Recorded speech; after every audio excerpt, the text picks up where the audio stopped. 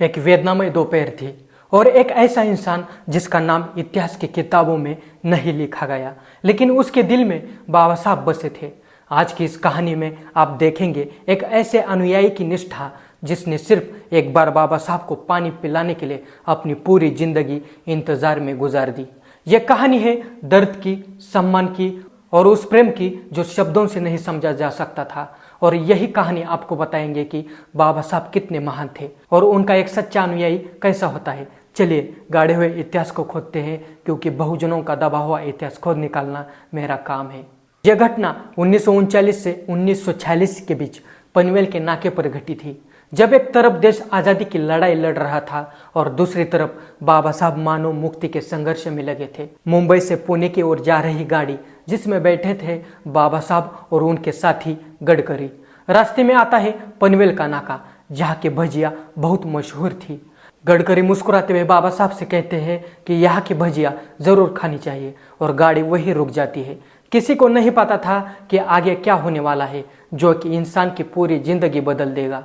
उस पनवेल के नाके पर एक आदमी रोज मेहनत करता था, होटल वालों के लिए लकड़ियां फोड़ता था। नाम था सोनबा येवले। न पढ़ा लिखा, लेकिन दिल से बहुत बड़ा। उसका एक सपना था कि एक बार बाबा साहब को देख सके, उनका भाषण सुन सके और शायद अपने बच्चों के हाथ में कुल्हाड़ी की जगह कलम दे सके। उसे महड़ का वो संघर्ष याद था, जहाँ पानी के लिए लड़ाई लड़ी गई थी। उसके लिए बाबा साहब सिर्फ नेता नहीं, एक उम्मीद थे। गाड़ी रुकती है, गडकरी नीचे उतरते हैं और होटल से पानी लेकर बाबा साहब को देते हैं।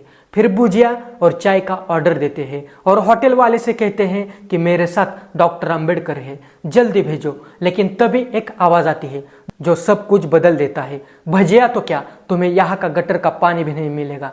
मेरा होटल अपवित्र करोगे क्या? ये शब्द सीधे बाबा साहब के दिल में उतर जाते हैं। एक पल में माहौल बदल जाता है। गडकरी गुस्से में आकर होटल वाले की कॉलर पकड़ लेते हैं, लेकिन बाबा साहब चुप रहते हैं। उनके हाथ से पानी का गिलास नीचे गिर जाता है और उनके आंखों से आंसू बहने लगते हैं। इतना बड़ा इंसान जिसने समाज को जगाया, आज उसी समाज के सामने अपमानित हो रहा था। गडकरी को एहसास होता है कि उन्होंने बहुत बड़ी गलती कर दी। पूरा वातावरण भारी हो जाता है, जैसे समय ही रुक गया हो। दूर खड़ा सोनबा ये सब देख रहा था। उसका दिल टूट जाता है। जिस इंसान को वो भगवान मानता था, आज उसे रोते हुए देख रहा था। वो दौड़कर गाड़ी के पास आता है और हाथ जोड़कर कहता है, बाबा साहब, मैं अपने घर से पानी लाता हूँ, बस थोड़ा रुकिए। और वो पूरी ताकत से दौड़ पड़ता है अपने घर की ओर। उसकी सांसें तेज है, दिल धड़क रहा है, लेकिन उसके मन में सिर्फ एक ही बात है, बाबा साहब को पानी पिलाना है। वो घड़ा भरकर पानी लेकर दौड़ता हुआ वापस आता है, लेकिन जब वो पहुंचता है गाड़ी जा चुकी होती है। वो वहीं खड़ा रह जाता है, हाथ में पानी का घड़ा और आंखों में अधूरा सपना। उसे नहीं पता बाबा साहब कहाँ गए, पुणे या मुंबई, लेकिन उसे सिर्फ इतना पता था कि उसे उनका इंतजार करना है। और यही से शुरू होता है एक ऐसा इंतजार जो इंसान को तोड़ देता है। एक दिन, 2 दिन, 1 महीना, 1 साल, लेकिन सोनबा नहीं जाता। वो हर दिन उसी जगह खड़ा रहता है, हाथ में पानी का घड़ा लेकर। हर गुजरते दिन के साथ उसकी उम्मीद कम हो जाती है, लेकिन खत्म नहीं होती।